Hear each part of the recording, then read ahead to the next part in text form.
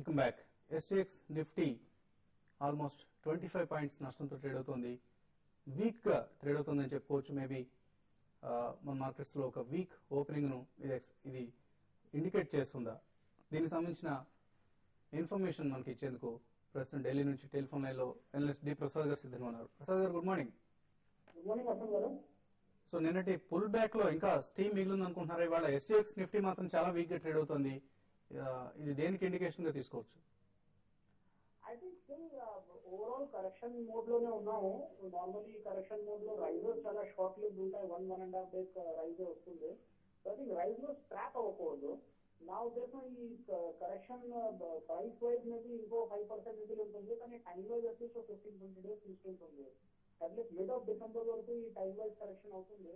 So I think ఈ time ప్లేఅవుట్ చేయాలి. Side lines లో కూర్చుని టెంప్ట్ అవ్వకూడదు ఫాలింగ్ ప్రైసెస్ చూసుకుని బై అవ్వడానికి. బికాజ్ ఈ కొంచెమైనా టైమింగ్ తప్పతే అన్కంఫర్టబుల్ సిచ్యువేషన్ లో చాలా టైం స్పెండ్ చేయాల్సి వస్తుంది.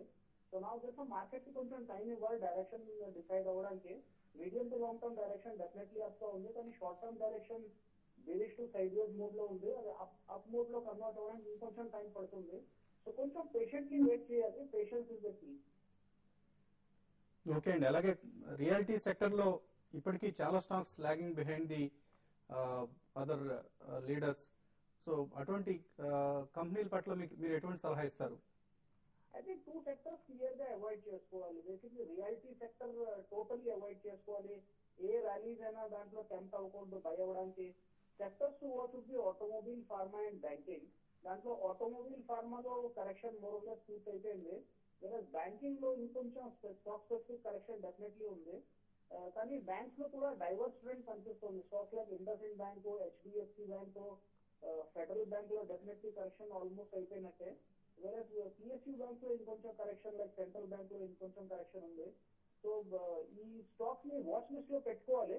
కానీ ఎక్కడ కరెక్షన్ కంప్లీట్ అయిన ఫీలింగ్ మార్కెట్ అగైన్ రైజ్ అవడం స్టార్ట్ చేస్తే ఈ స్టాక్ అగైన్ బై చేసుకోవాలి. బికాజ్ బిగర్ టర్మ్ పిక్చర్ చూసుకుంటే బ్యాంకింగ్ స్టాక్స్ వచ్చి చాలా పొటెన్షియల్ ఉంది. ఈ scam in fact banking system problems అంతా క్లీన్ చేసేస్తుంది. So basically it's blessing in disguise for banking stocks. So that big up move ఉంది. Short term irritants, short term problems clean up అయిపోతాయి. Okay అండి. ఇంకా మీరు రికమెండేషన్స్ ఇవ్వడానికి hesitate చేస్తున్నట్లున్నారు. I think short term trading చేసుకోవాలి intraday. Long term recommendations కోసం investment చేసుకోవచ్చు, కానీ వన్స్ క్లియర్ గా సైడ్ వేజ్ మోడ్ కన్వర్ట్ అవుతే వెయిట్ చేయడం బెటర్ అనిపిస్తుంది. ఓకే అండి. Thank you Prasad garu. So next caller Raju Vizag నుంచి లైన్ ఉన్నారు. రాజు గారు చెప్పండి. రాజు గారు. సార్ గుడ్ మార్నింగ్ అండి. వసంత్ గారు గుడ్ మార్నింగ్. గుడ్ మార్నింగ్ అండి. సుందరరాజు గారు. సార్ నాకు ఇక్కడ ఆర్ 187 లో ఉన్నాయండి. అది ప్రస్తుతానికి ఇప్పుడు 156 ఉంది కదా, దాన్ని యావరేజ్ చేసుకుని అంటే తీసుకున్నప్పుడు తర్వాత దాన్ని మళ్ళీ సెల్ చేయొచ్చు అంటారా? ఎగ్జిట్ అయిపోవచ్చా? సో ఎటువంటి ఉద్దేశం తీసుకున్నారండి? ఇది ఇన్వెస్ట్మెంట్ కోసం తీసుకున్నారా, ట్రేడింగ్ కోసం అండి? యాక్చువల్గా అయితే RMR లో ట్రేడింగ్ కోసం తీసుకున్నాం సార్ అప్పుడు అది. ఓకే అండి. సో R 187 లో బై చేశారు, యావరేజ్ చేసుకోవచ్చు. ప్రస్తుతానికి అయితే వద్దంటే నా ఉద్దేశం మార్కెట్ కొంచెం బాగా కరెక్షన్ లో ఉంది. ఎంటైర్ అనిల్ అంబానీ గ్రూప్ కూడా కొంచెం బాగా వింది కాబట్టి నా ఉద్దేశంలో కొంచెం కాషియస్ గానే ఉండండి. పైగా మొన్న నెట్ ప్రాఫిట్ చూస్తే మటుకు 22% వరకు బాగా జంప్ అయింది. అదొకటి కొంచెం పాజిటివ్ న్యూస్. ప్రస్తుతానికి మీరు కొంచెం వెయిట్ చేస్తేనే బెటర్ అనిపిస్తుంది. సో యావరేజింగ్ ప్రయత్నాన్ని విరమించుకోండి. ఆర్ పవర్ లో కొమరెల్లి హైదరాబాద్ నుంచి ఉన్నారు. కొమరెల్లి గారు, హలో. నమస్కారం సార్. నమస్తే అండి కొమరెల్లి గారు. సార్ ఇది HDIL 350 లో కొన్నాం సార్. ఇప్పుడు 370 170 అట్లా ఉంది సార్. అది మరి ఉంచమంటారా, ఇంకా యావరేజ్ చేయమంటారా? ఏ కంపెనీ అండి? HDIL. HDIL. So HDL real estate construction companies అన్నిటి కూడా పూర్తిగా కొంచెం అవాయిడ్ చేయండి. కొన్నాళ్ళు కొంచెం క్లారిటీ వచ్చి మార్కెట్ స్టెబిలైజేషన్ అయ్యి మళ్ళీ కొంచెం పాజిటివ్ న్యూస్ ఫ్లోస్ వచ్చే వరకు కొంచెం కాషియస్ గా ఉంటే మంచిది అనిపిస్తుంది. సో ప్రస్తుతానికి వెయిట్ చేయండి. మీరు భారీ నష్టంలో ఉన్నారు HDIL సంబంధించి. ప్రస్తుతానికి వెయిట్ చేయండి. మేబీ సెక్టర్ సంబంధించి కొంత పాజిటివ్ సెంటిమెంట్ వచ్చిన తర్వాత ఆ టైంలో ర్యాలీలో ఎగ్జిట్ అయ్యే ప్రయత్నం చేయొచ్చు.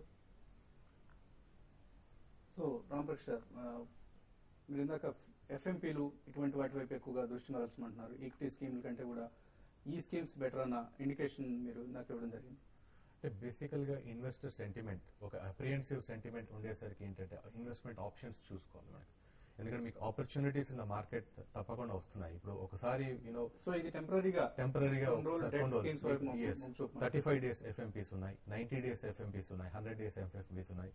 ఈ ఇంటర్వీనింగ్ పీరియడ్ లో మీరు ఈ ఆపర్చునిటీస్ యూటిలైజ్ చేసుకుంటే బాగుంటుంది. Once clarity on the market you get. A schemes మీరు రికమెండ్ చేస్తారు వీటిలో? ఇంటర్వెల్ స్కీమ్స్, బెస్ట్ రిటర్న్స్ ఇస్తున్న స్కీమ్స్ మీకు ఇంటర్వెల్ మంత్లీ FMPs వస్తున్నాయండి. అన్ని మ్యూచువల్ ఫండ్స్ వాళ్ళు మీకు UTI దగ్గర నుండి, HDFC దగ్గర నుండి, సుందరం కానివ్వండి, ఇటువంటి ఏ మ్యూచువల్ ఫండ్ లో ఇన్వెస్ట్ చేయొచ్చు అంటారా, లేదా స్పెసిఫిక్ స్కీమ్స్ ఏమైనా మీరు సజెస్ట్ చేస్తారు? స్పెసిఫిక్ అంటే మీకు these are the leading mutual funds companies అండి. FMPs కు మీకు అంత డిఫరెన్స్ ఏం కనిపించదు. ఎందుకంటే సెబీ గైడ్ లైన్స్ ప్రకారం మీకు ఏదో 1 month ముందో 15 days ముందో కాకుండా మీకు జస్ట్ 2 days 3 days ముందు మీకు తెలుస్తుంది ఇండికేటివ్ రిటర్న్స్. ఇంతకుముందు ఇండికేటివ్ రిటర్న్స్ పోర్ట్ఫోలియోస్ మీకు ఇచ్చేవారు, కానీ సెబీ గైడ్ లైన్స్ ప్రకారం మీకు ఇవ్వకూడదు.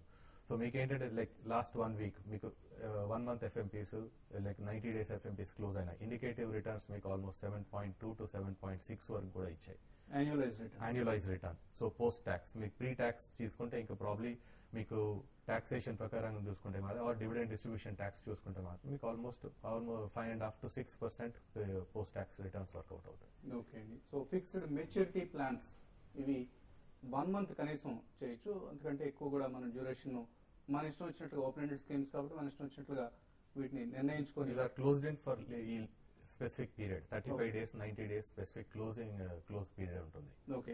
ఇన్ఫాక్ట్ మధ్యలో ఇన్ కేస్ రిటర్న్ తీసుకోవాలనుకుంటే ఎగ్జిట్ లోడ్ తోటి మీరు బయటికి రావచ్చు. ఎంతవరకు ఎగ్జిట్ లోడ్ ఉండొచ్చు? మీకు ఆల్మోస్ట్ 0.5% to 1% ఉంటుంది. ఒక లాంగర్ టర్మ్ 1 year ఉందనుకోండి 1% ఎగ్జిట్ లోడ్ ఉంటుంది.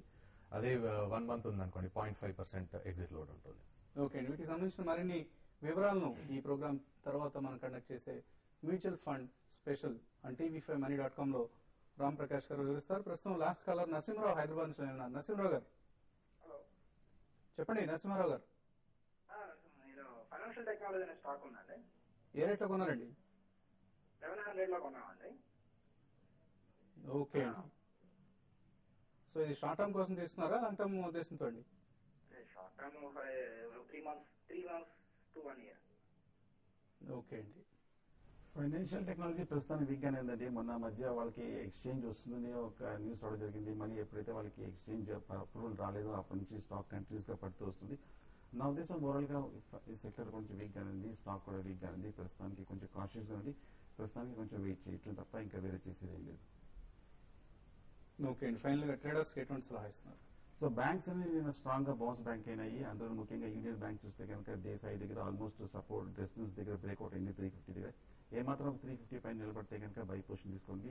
టార్గెట్ 356 357 వరకు వచ్చే అవకాశం ఉంది. సో స్టాప్ లాస్ పెట్టుకొని స్ట్రిక్ట్ గా స్టాప్ లాస్ కూడా పెంచుకుంటూ మీ రిస్క్ ని 0 తీసుకొని మీరు పొజిషన్ హోల్డ్ చేయొచ్చు.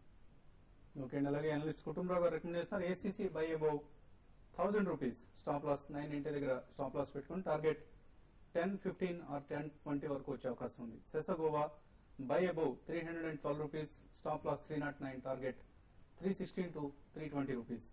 అలాగే శేషు హిందాల్కో సెల్ చేయమంటున్నారు below 202, stop loss 204, target 199 or even 198 వరకు కూడా తగ్గే అవకాశం ఉంది. అమర్నాథ్ శాస్త్రి చెప్తున్నారు GE షిప్పింగ్ బై చేయమంటున్నారు 377 లో, స్టాప్ లాస్ 374, టార్గెట్ 382 వరకు వచ్చే అవకాశం ఉంది. సిప్లా సెల్ చేయమంటున్నారు బిలో 338, స్టాప్ లాస్ 340, టార్గెట్ 333 వరకు సిప్లా వీక్ అయ్యే అవకాశం ఉంది. సో ఇవి వాటి ట్రేడింగ్ అండ్ ఇన్వెస్ట్మెంట్ రికమెండేషన్స్. మరి కొద్దిసేపట్లో మ్యూచువల్ ఫండ్ స్పెషల్ TV5money.com లో కలుద్దాం.